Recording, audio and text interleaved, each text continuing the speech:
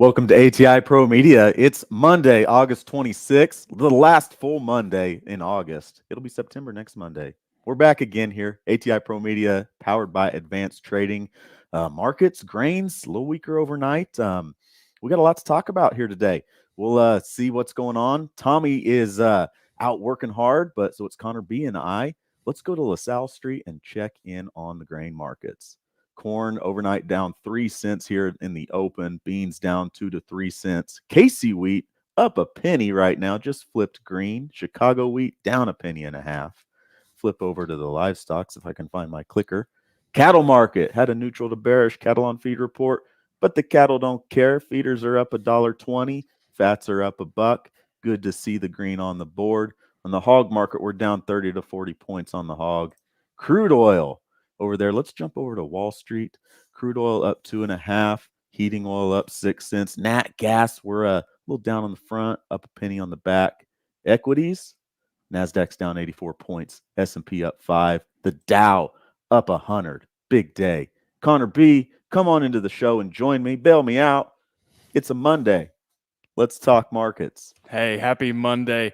Yeah, definitely a weaker open to start the week, right? We saw it last night significantly. We're off the lows, though, and we got a whole lot of bearish news outside of crude oil, right? Just looking at commodities between Commitment of Traders and Pro Farmer Tour, and then let's factor in the Canadian rail markets are back online and running. Maybe these markets are taking it on the chin and they'll be okay, but time will tell there, Brady. We'll see. Yep, it will. Yep. Well, let's run through some headlines here. What's our first headline? We got a 4-year low made in the corn overnight. So, and so we saw that on the back of the Pro Farmer Tour. You know, they kind of reiterated what the USDA said, that we've got a record crop. And it's at this point, I want to say it's not if it's a record, it's how big of a record, right? USDA is at 183. Last year, which was a record, was 177, a whole 6 bushel better. And Pro Farmer Tour kind of reiterated that. Here, I have a nice graphic of what they said. And so looking at that, pop it up here real quick. Here we go. And so as you can see, they're calling, if the USDA is at 183, Pro Farmers at 181, and then soybeans. Really, the story almost, Brady, is these the pods they were finding in soybeans, right? Especially in Illinois, just some monster pod counts. And so typically, right, if you look at Pro Farmer versus USDA, typically they lag behind that final January yield number. If you could predict that, right, there's a chance USDA could raise yield. But time will tell. But I think the overall message is Pro Farmer kind of reiterated that the yields are out there, that we have good yields. I will say, looking across the board, right, we're at this point, if we're going to see that 183 or better, we can't afford very many hiccups. And we saw, you know, they toured southern Minnesota. It was not great. Now, everyone tells me that the southern part of Minnesota is the worst. That's where they saw the major flooding. But we really need the great spots to be really great, I would say, Brady. The Illinois, the Iowa. We need to have some fantastic yields to hit that 183 or better. Yeah, I agree. Yeah. The theme to me, the overall arching theme to me is just void of a problem. There's no problem out there. And we have a lack of bullish euphoria on the demand front. And that just creates these markets that just seem to just want to drift lower. Yeah. Speaking of 4-year lows, I did pop this up, and just looking at the corn chart, right? If you want to make the argument that the bull run that started in 2020 is over, I would say you're right. We're back to October 2020 levels, right? Right before we really started drifting higher, right? It kind of started a little bit before that. I think stop me if I'm wrong, Brady, but derecho in Iowa 2020, was that in August or September? It was right around this time, right? Right around this time, yeah, shortly after that August report. Yeah. I remember that. And so as you can see, that cyclical nature, and the market's back down to 2020 levels. So we'll see. Mm-hmm. Joe popped up KC wheat. I don't have that chart handy of KC and soybeans doing the same thing. We're at new contract lows. Yeah, KC just continues to grind lower, just with everything else on the grain side of things, just lower. Got an anchor to it, just pulling it down. Funds. We had Commitment of Traders data Friday. That was pretty interesting. I don't know. My takeaway with it was that big corn, the corn short at 257, and we talked about it before the show. Funds covered 100,000 contracts of corn between the 1st of July and today, and the market's 20 to 30 cents lower, Connor. Yeah. That's wild to me. But we talk a lot, you and I especially, we talk a lot about this short covering rally, and I'm not going to call this short covering, but this run up here from July into August, we didn't feel that at all, right? We saw the funds get off their record short position. This past week, they slightly increased that short position. As you can see that little tail going down, but we didn't feel that at all, the funds buying back those positions. And that's because we saw a ton of farmer selling at that same point, right? That farmer long offset any type of fund short position for the month into that middle of July into August, I would say. Right. Yeah. Don't. And the funds have been, they've been hitting it out of the park here this year. I guess when they're long, they're usually on the right side of the market. And when they're short, they tend to be on the right side of the market too. But they can be wrong because things change and catch them off guard. But they can flip positions pretty quick. One of those things could be the Middle East or Gaza, Russia, Black Sea type drama that could be a catalyst to change things up. Right. Saying and looking at soybeans, it's similar story. They didn't cover quite as dramatically on the soybean, increase their short position slightly, but we're still off the record short position that we saw in July. Okay. Yeah. Yeah. Need a catalyst, Connor. Need a catalyst for them to come in and send these markets higher. That we do. And so, speaking of that, you mentioned it. Looking at crude oil, I think we've got crude oil, up over 3%. Coming on the back of headlines, it doesn't look like the ceasefire is coming in Gaza. A little bit unrest. It looks like Russia is kind of responding to the action that Ukraine did. And so we saw crude oil rallying, right? That's a big deal, up 3% today. We'll see how it goes the rest of the week and into, especially into the election, into this coming months into the fall. Yeah. Well, that energy piece of the puzzle is a huge piece of the inflation puzzle. The cost to get goods from A to B and just trickles throughout the economy. $80 crude versus $40 crude is a whole different environment and different game. But when I think higher crude too, though, I think supportive ethanol grind. You got cheap corn, high crude, high gas. Those are some things. You mentioned it, looking at crude and just the unrest, and then I mentioned the derecho in Iowa. You and I, we filmed an intro to marketing video where we just kind of wanted to get back to the basics, right? We'll try and get that out here this week or so. But I think one of our points, right, was just that irrationality of the market. I remember the sentiment in July of 2020 going into August, right? In the middle of COVID, there was literally no demand, right? Yields looked not as good as this year, not excellent, but they looked pretty good. And then what happened is demand came roaring back. We saw a supply issue with that major windstorm, the derecho that hit Iowa and wiped out a ton of crops. And so that's my takeaway, right? Is we've definitely painted a bearish picture this show, but markets have a funny way of bouncing and doing what you least expect them to do. So that if there's a takeaway from today's episode, it's going to be don't put all your eggs in one basket. I know things are negative. We're on 4-year lows, corn, soybeans, but keep in mind the irrationality of the market.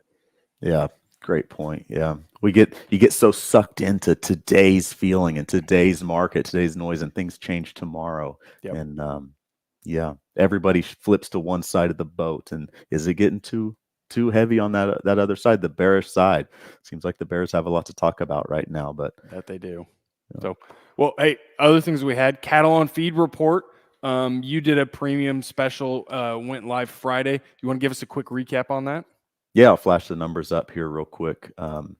Cattle on feed report on feed number came a little bit higher than the average estimate when you add the decimal points. Keep in mind that the USDA does not print the decimal. They're all even numbers. So you do a little more math and get a decimal. But we had 100.3% on feed number versus the average guess of 100. Placements were 105.8 versus average guess of 104. And marketing's 107.7 versus average guess of 108.2. There were extra marketing days in July.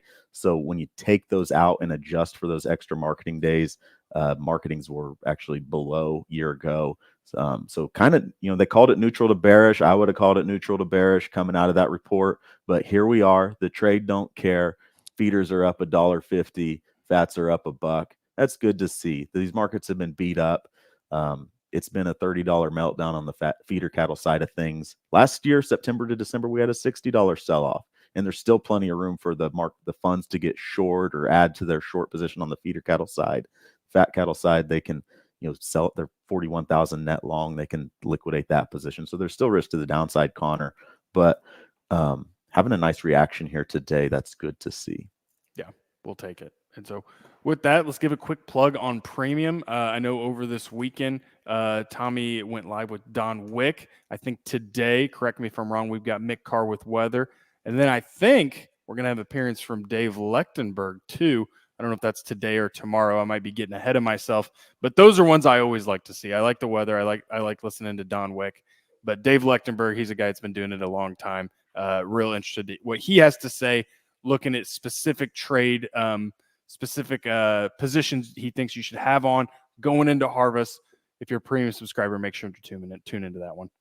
Yep. And if there's a topic you want covered or think that we should hit on, send us an email, send us a text, call us, and let us know. Hey, I want to learn about this. We'll go find somebody that can talk about it if we can't. Yeah, absolutely. And so with that, any other things, Brady? I mean, looking forward to this week. It's Monday, Labor Day coming up. Anything we should be what are we going to be looking at forward into this week, into next week, you think? Mm-hmm. Well, we kind of hinted on a little bit here before the show, Connor. You talked about local cash bids, basis changes, some of that. You roll from SEP into DEES. We got working on a new front month corn contract, getting into that spot. So, those are what I'm watching, local markets. That's a great point. In my area, Central Illinois, we'll usually see the local processor, right, in Decatur. They give an early, kind of incentivized to go out there and get it. They'll give some moisture discounts. They'll give a real, 2 years ago, really good basis number. Last year, a good basis number. I don't think we're going to see that, or at least I see no reason to see that. If we've got old corn coming in, a monster crop on its way, local elevators are probably moving grain to make space. I don't see, your ethanol plants, your crush plants, I don't see them needing to incentivize the crop to come. I think it's going to come. And so that's a great point, making sure, we don't like the price right now, nothing getting around that. But if we know it's going to move this fall, should we be defending a potential weaker basis? Yep, definitely watching that. And so with that, we got any questions, Rick, Joe? Luke here with a good comment. You want to read that one off, Connor? Yeah. Is the only bullish thing we have right now just how bearish the markets are, right? Low prices cure low prices. I don't know if it's the only bullish thing, but it sure feels like it, Luke. Let's do this right now, Brady. List off a few bullish points, right? We do our bull bear debate. We've been doing the bear debate for close to 15 minutes. Give us your bullish points. Let's end this with something positive. Okay. Well, I look at every day we get an update on weather conditions, worldwide weather, and we get so focused on the U.S. production picture. Do we have in whether it's your backyard, your Western Kansas, or just the U.S. But look at Ukraine, their corn crop, been dry over there for a while. A lot of that crop hits the export market. I think 70-80% of their crop hits the export market. So, big implications to the U.S. export demand if they have a short crop over there. So we need a production problem, and I'm looking elsewhere outside of the U.S. to find one of those. Yeah, I'd reiterate the same, but I think I'd go down to South America. They're hot. They're started. I just saw some estimates where they're I think they're just getting started on their first corn crop. The trade will be paying a ton of attention to their soybean crop. We'll look at that planting progress. It's hot and dry there.